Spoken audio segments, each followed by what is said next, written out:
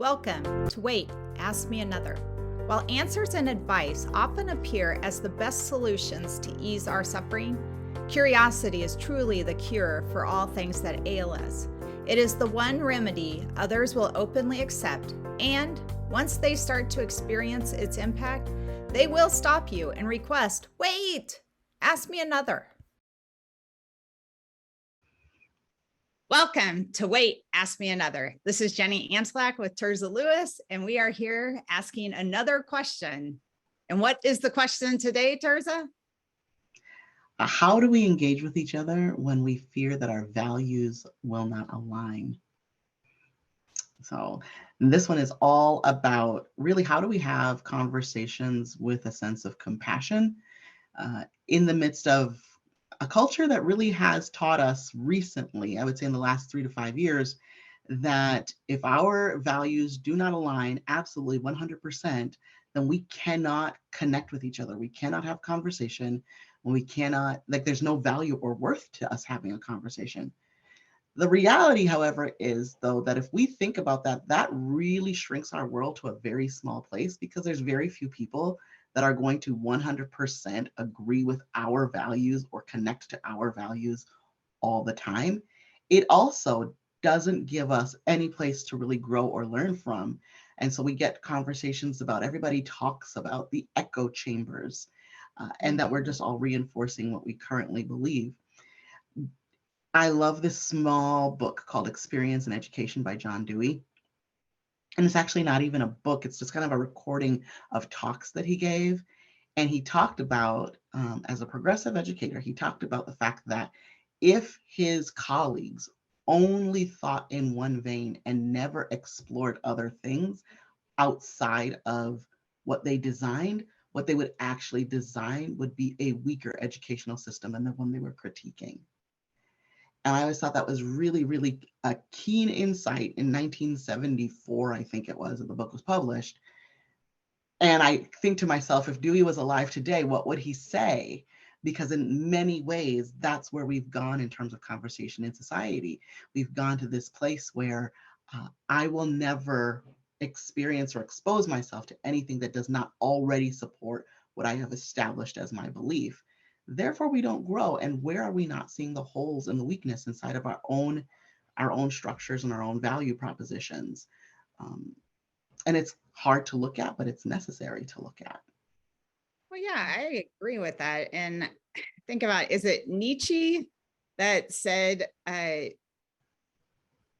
to be careful about what you pick up on or what you read or don't read, because you are allowing for them to access the playground of your mind. And I'm totally butchering the quote, but inside of that is that when we do create these echo chambers, we are letting somebody run wild in our thoughts rather than us creating better thoughts. And in the gift of having people that may not fully align with us, but engage with us, is that it expands our thinking. It expands our ability to create, to imagine, to establish new and innovative ways of being in the world.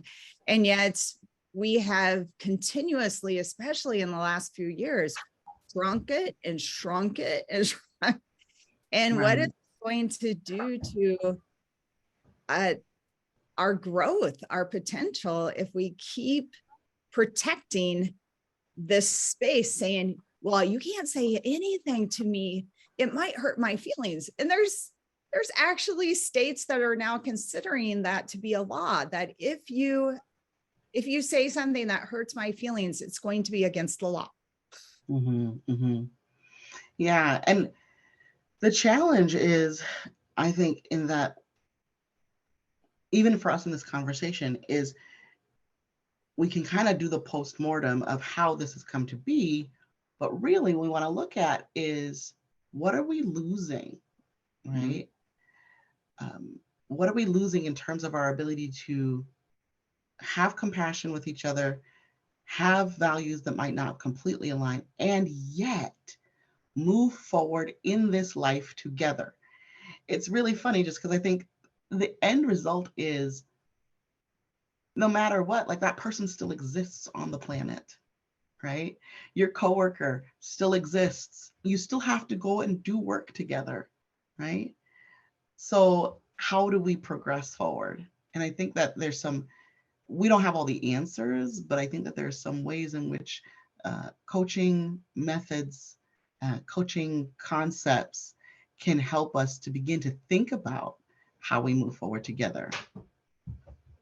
Absolutely. But before we get into even that piece, um, I thought it was brilliant. And I brought this up the other day, and I actually found this story as Heineken, before they were ahead of their times in this whole concept of engaging compassionately with each other, especially when we have very divergent views of the world. And you can see this, I found this on the internet, but I also found it in a book, is there's these videos, the videos aren't, of course, in the book, but the story is.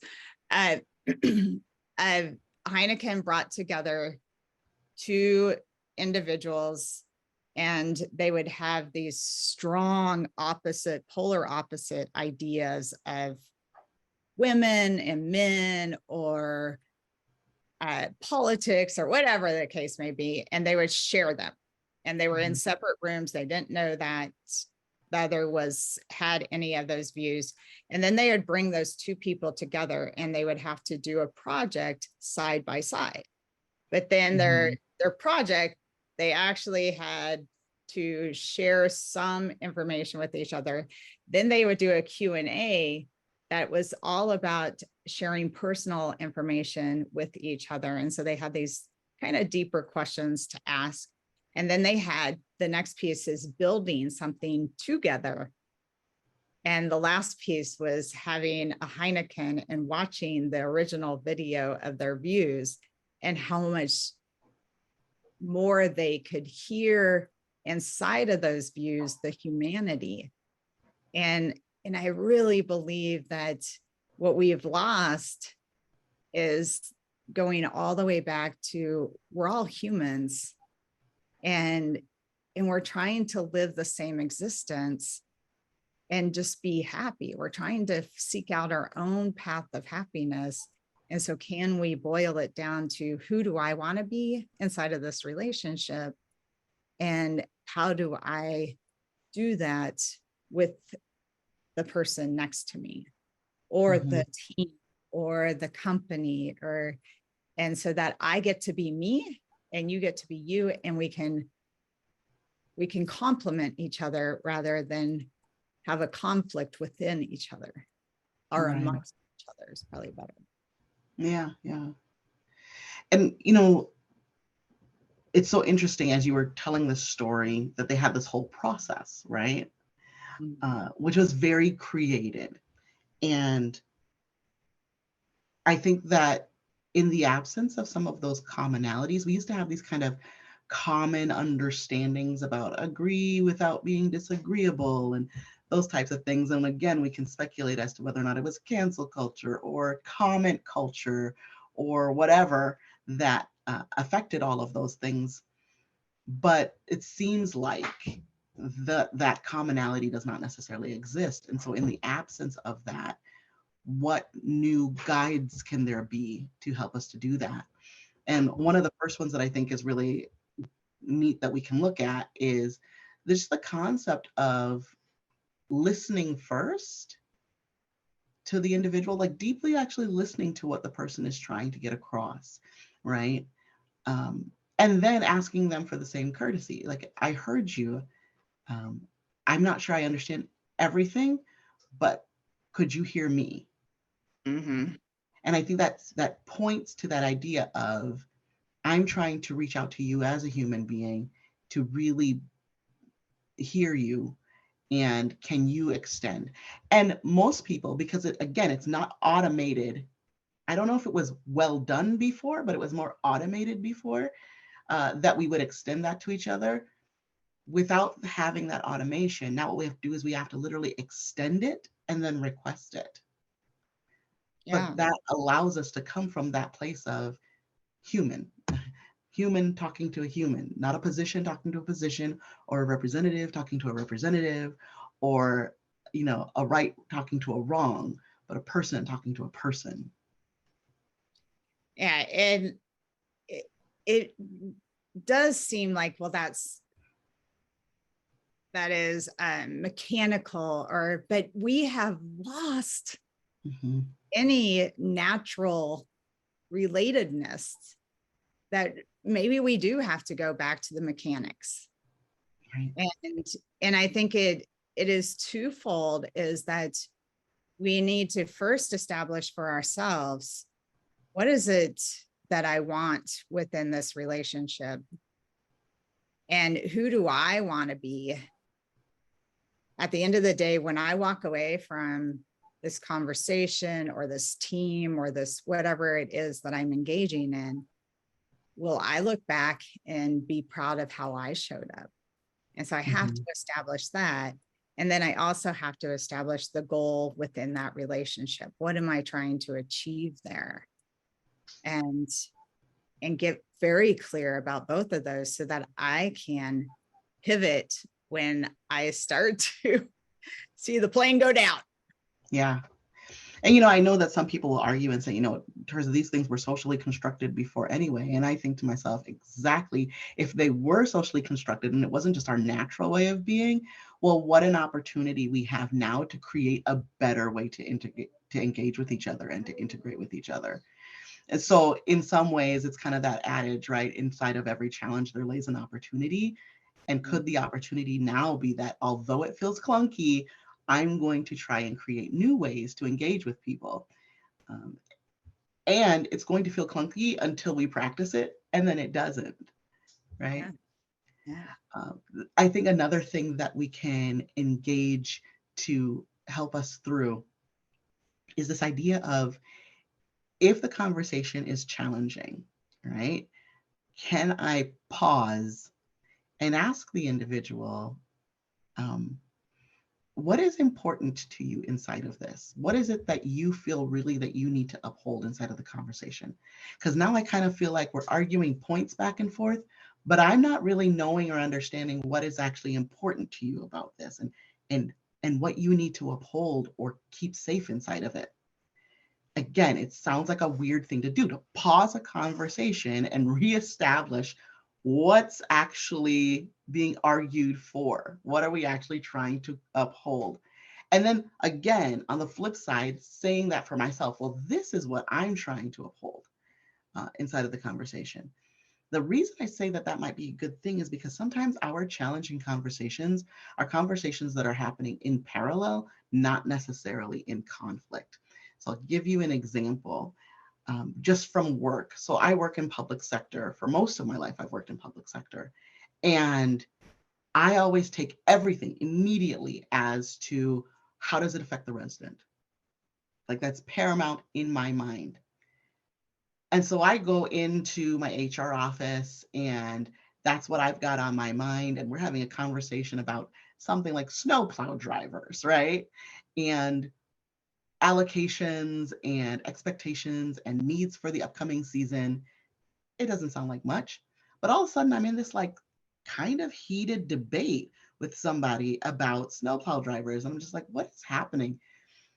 Well, for that person, it wasn't necessarily that the resident was paramount. They like the resident, they think that the resident is important, but they're representing the drivers. And they're like, we are understaffed. We don't have money for overtime. I need to make sure that my people don't burn out. So we're having this kind of like argument. And until we actually got to the place of, wait a minute, hold on, pause. What is it that you're trying to uphold? We realize we're actually arguing in parallel, right? Because I don't want snowplow drivers to suffer, and they don't want the residents to suffer. But we have this conundrum that we have to figure out. Well, it puts us both on the same side of being able to walk in the same direction and try to find a solution that fits everything. And yeah, it might be a bit of a compromise one way or the other, but we're not fighting over this and assuming that the other person doesn't care. Because up until the moment when we paused and had that part of the conversation, I'm like, this person doesn't get it. They just don't care. They don't care about the residents. Like, why are you even here doing your job? Right? We can go that far that quickly if we don't take a pause. Well, and I think it goes to that piece of, we assume that when we are arguing, that we aren't arguing about just a topic. You're in a maybe a backwards way, a sideways way, saying you don't like me and you don't get me. And the reality is if we can take that step back and get really clear about what we're arguing about, we probably are in alignment with values, but we're having, like you said, two parallel arguments. We're not in alignment with the conversation. Right. And that's where the mistrust happens, is that we need to recalibrate and say, okay, hey, wait a second. What's actually the conversation about, and what do we need at the end of this conversation? And if it is about snowplow drivers, then we don't even need to worry about the residents. We'll worry about them in another conversation. But even in what you were talking about, I thought about, gosh, the story that we read sometimes in class in regards to the Space Shuttle Challenger. And when they were trying to decide if they should launch or not in the cold weather, and Robert Lund was wrestling about saving lives, and they were having a conversation about saving money. And if they would have came together and really asked the question of, what are we both wrestling about? Instead of, it was so ambiguous that they just made a shift, and it was a bad shift. But how many times do we get to that place? Because rather than having a space to have a bigger conversation about, this is what I need to protect, what are you trying to protect? How do we get an understanding so we can have a better conversation? Then do we make better decisions? Right. I think we do. And I sometimes say that coaching is a revival of some ancient ways of being that we've now had to like refine and reshare out with the world. And I think that's part of it. Again, in the absence of our previous assumptions that we could all kind of rest on, whether or not they worked well, because that is debatable. We now have established nothing. And so now we need to refine these ways of being together. I can hear in my head an argument being made by someone that says, that's fine and dandy, Tirzah and Jennie, are moving in parallel versus conflict. Great, sounds great. But sometimes it is a conflict. And I think that goes back to what you were talking about, Jennie, about how we have to establish and know who we want to be and how we want to be inside of the conversation and outside. Sometimes we can have an argument, and if I don't know what I'm arguing for, even if the person is exactly opposite of me, I'm arguing only to win. That's all that's left to me. When in the reality, I think a lot of times what we're arguing for is, I need you to understand. I need you to understand why this is important to me. I need you to understand what matters about this. And if I am understood, can I be okay? Because the reality is, arguing to win, A, we rarely ever feel like we actually won. And B, even when we do, it doesn't feel great. We think it will. It doesn't. And so, but to be understood, now that's a really miraculous feeling, right? To know that even if the person didn't agree with me, they understood. They know where I stand. They know where I'm coming from. So I think that's also just a part of it, is to say, like, we know where we want to be understood. We know what we want to have coming out of the conversation. And I think the last way that I have in my mind that we can really do that is, ironically, has very little to do with the other person, has a lot to do with us, is to be radically present to our way of being. Mm-hmm. And I agree with that, because I think that makes all the difference in the world, is how am I showing up? How am I sitting or standing? What's my expression on my face? What am I paying attention to? And how is that energy being picked up by the other person? Because if I am closed off, I'm guaranteeing that they're going to reflect that right back.